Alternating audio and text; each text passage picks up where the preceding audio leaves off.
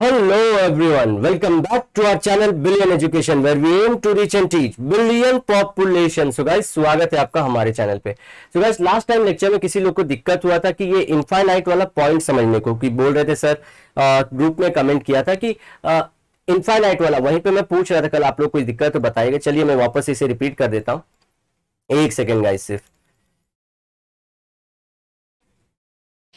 अब ये चौथा वाली पॉइंट को, इनफाइनाइट और जीरो, तो देखिए ये पॉइंट ए के लिए है और एक पॉइंट बी के लिए. तो फोर्थ पॉइंट जो है वो ए के लिए है, फिफ्थ पॉइंट जो है वो बी के लिए. तो देखिए इसका लोअर सेगमेंट गाइस देखिए इतना बड़ा है, तो हमने दो दो दो करके लिया था तो 8 मान लिया था.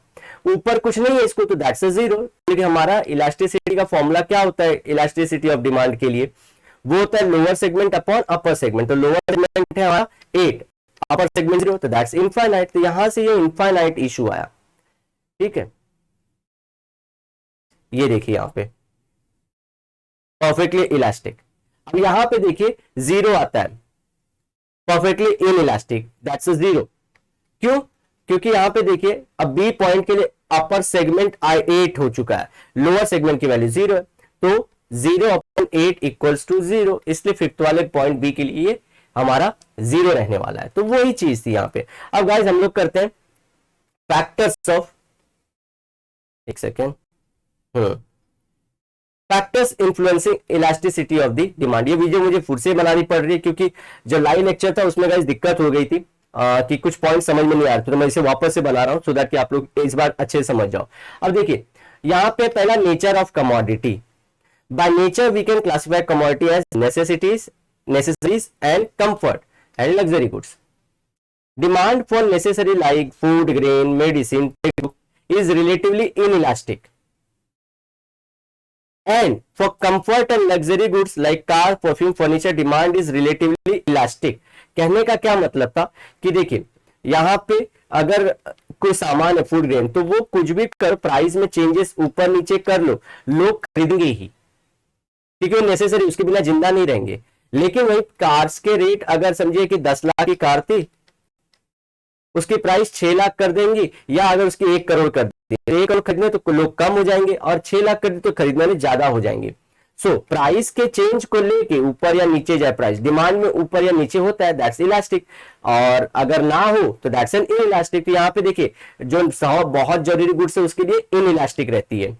देखिए यहाँ पे अब अवेलेबिलिटी ऑफ सब्सटीट्यूट्स. सब्सटीट्यूट मतलब कोई ऑप्शन अवेलेबल है उस गुड्स के बदले.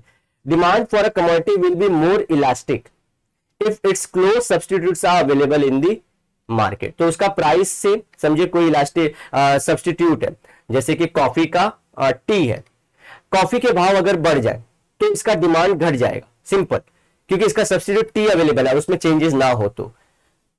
Example lemon juice, sugar cane juice. But commodities having no close substitute like salt, demand will be inelastic. तो डिमांड सॉल्ट के लिए कुछ भी कर लो, प्राइस बढ़ते रहेगा, डिमांड चेंज में भी लोग को नमक चाहिए ही रहेगा.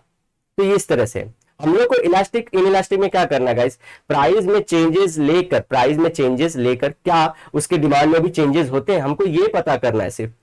ठीक है, वहां पे पेज थोड़ी मेरी फास्ट हो गई थी, अदरवाइज वहां पे भी मैंने इसे सेम चीज को रिपीट किया था और बीच में वो लाइव स्ट्रीम रुक गई, तो उसमें मला पता नहीं चला कि बच्चे ने क्या बोला था.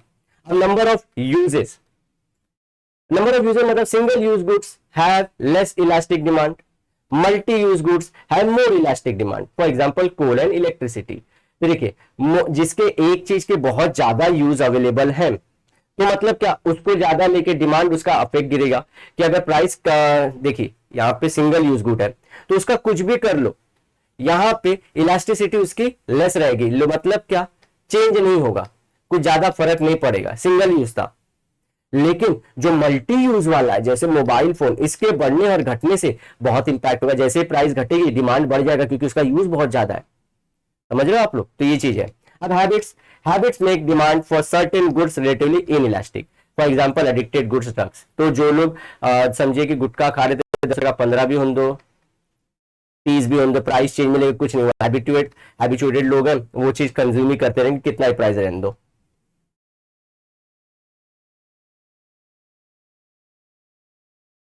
अब एक सेकेंड, अब ड्यूरेबिलिटी मतलब कितने दिन चलने वाला कोई सामान. The demand for durable goods is relatively elastic. Durable मतलब जो बहुत दिन तक चलता है, उसके डिमांड, उसके प्राइस कम कर दो तो खरीदने के लिए लोग रेडी हो जाएंगे। और for example furniture, washing machine बहुत ज्यादा डिमांड अफेक्ट करेगा प्राइस में चेंज को लेके। Demand for perishable goods is inelastic, for example milk and vegetables, इसमें कुछ चेंज नहीं होगा। क्यों चेंज नहीं होगा? क्योंकि देखिए अब यहाँ पे पेरिशेबल गुड्स है तो ये जल्दी खत्म हो जाएंगे, टाइम को ऊपर लेके है, तो लोग क्यों खरीदना चाहेंगे कि जमा करके रख ले, फ्यूचर में काम, ऐसा कुछ सोच तो लगाएंगे नहीं। ठीक है, जरूरत के हिसाब से कर देंगे, तो कुछ भी प्राइस बढ़ेगा तो उनको कुछ इफेक्ट नहीं पड़ने वाला। वहीं पे जो ड्यूरेबल है, क्योंकि उसका फ्यूचर में भी ज्यादा यूज होगा, तो हम लोग सोचेंगे कि अरे ये लॉन्ग टाइम तक टिकने वाला है, तो आज ना खरीद के मैं फ्यूचर में खरीद सकता हूं, ये भी तो हो सकता है एक ऑप्शन। तो इस तरह से इलास्टिक रहता है जो रहता है। फर्नीचर समझिए, आज जो रेट है 15,000 है, मेरे को जरूरत नहीं बहुत, लेकिन चलता बहुत दिन है, वही गुड 1 साल बाद भी बिके 10,000 में, तुरंत खरीद लेंगे। ये ध्यान रखना आप लोग को। नेक्स्ट चलते हैं, कॉम्प्लीमेंट्री गुड्स, मतलब जैसे कि बोलते हैं कार का कॉम्प्लीमेंट फ्यूल है, और कार के बिना, फ्यूल के बिना कार चलेगी नहीं, और दूसरा एक इलेक्ट्रिसिटी है जो टेस्ला बना रहा है। तो ये देखिए दोनों कॉम्प्लीमेंट्री, एक ना दूसरा अधूरा है। The demand for commodity which is used in conjunction with other commodity to satisfy a single want is relatively inelastic. For example, fall in the price of mobile handset may lead to rise in the demand for SIM card. अब यहां पे क्या है, demand for commodity which is used in conjunction with other commodity to satisfy single want is relatively inelastic. अब यहां पे देखिए जो कार है, या कार ही नहीं, मोबाइल ही ले लेते हैं, इसके प्राइस जो है वो फॉल हो जाए तो तुरंत क्या हो जाएगा, डिमांड फॉर राइज किसका हो जाएगा, हमारा सिम कार्ड के लिए भी हो जाएगा। तो ये कॉम्प्लीमेंट्री गुड्स में इस तरह से होता रहता है। अब चलते हैं इनकम ऑफ द कंज्यूमर। तो देखिए यहां पे एक बहुत सही चीज लिखा है कि demand for good is usually inelastic with high income. अगर पगार बढ़ती जा रही है तो वो चेंज नहीं होता, और रिच और पुअर के लिए ज्यादा अफेक्ट नहीं करता। Very rich and extremely poor person is rarely affected by significant change in the price. तो 10 लाख रुपए का गाड़ी था, 1 करोड़ का ये खरीद लेगा अमीर, और 10 लाख की हो चाहे 9 लाख की हो चाहे 8 लाख की चाहे 6 या 5 की भी हो जाए, गरीब नहीं खरीदेगा। बीच वाले लोग का ठुन ठुन गोपाल रहता है, वो खरीद भी सकते हैं और नहीं भी खरीद सकते हैं। तो ये चीज आप लोग को याद करने लायक है। चलिए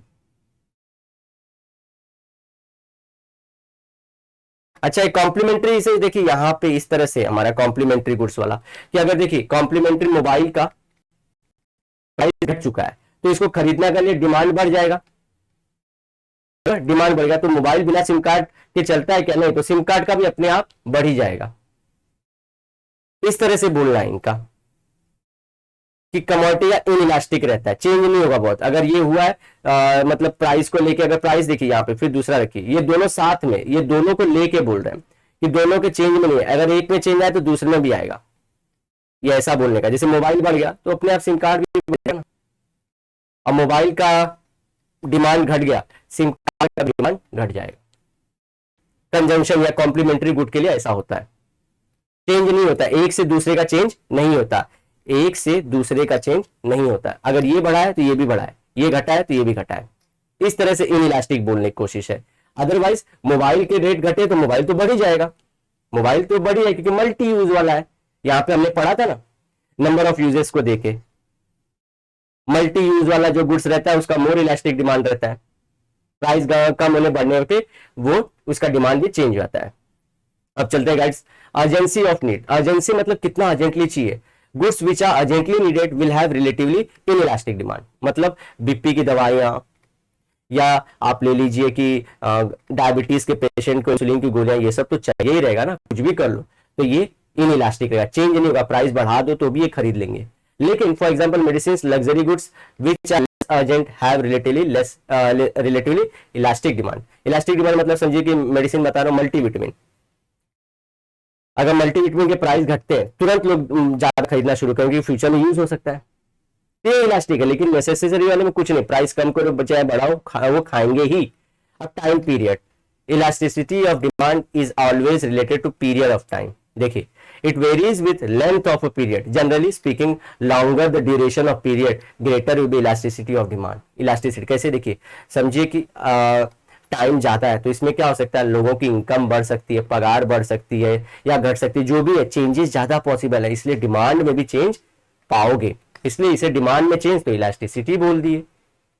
वहीं पे शॉर्टर रहेगा, this is because consumer can change consumption habit for a long period of time of the cheaper substitute of the commodity. और वाइस वर्सा, मतलब क्या, कम टाइम है तो चेंज नहीं होगा, मतलब इलास्टिक नहीं है, इन इलास्टिक है।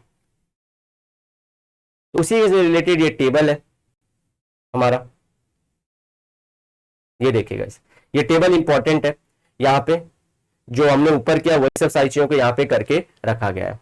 तो आप लोग को होपफुली अब समझ में आया होगा सारी चीजें, और तो डाउट हो तो मुझसे कमेंट करके पूछ लेना। और नेक्स्ट हमारा रहेगा इंपॉर्टेंस ऑफ इलास्टिसिटी, क्यों कंज्यूमर और इंडस्ट्रियलिस्ट दोनों को इसकी जरूरत होती है। तो चलिए मिलते हैं नेक्स्ट लेक्चर में, till then bye bye, have a great and nice day at, सायनारा, लेकिन वादे के साथ जरूर मिलेंगे दोबारा, बाय दोस्तों।